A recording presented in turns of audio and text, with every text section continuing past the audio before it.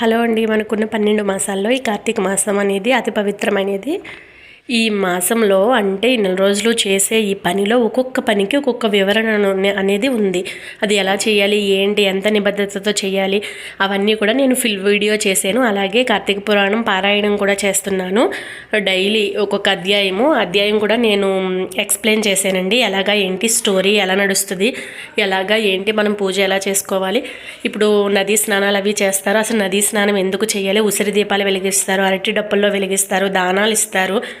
ఇవన్నీ కూడా ఎందుకు చేయాలి, చేస్తే దానివల్ల ఫలితం ఏమిటి, అవన్నీ కూడా నేను నేర్చుకున్నాను. మీకోసం కూడా ఎక్స్ప్లెయిన్ చేద్దామనేసి.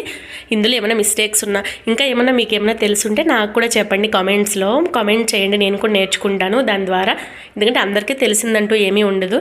ఈరోజైతే శివయ్యని ఇలా పెట్టి పూజ చేసుకున్నాను. ఎందుకంటే ఈ మంత్ ఆయనకి స్పెషల్ కాబట్టి ఇంకో ర్యాక్లో ఆయన పెట్టుకున్నాను. సో ఫుల్ వీడియో కూడా చూడండి. Thank you for watching.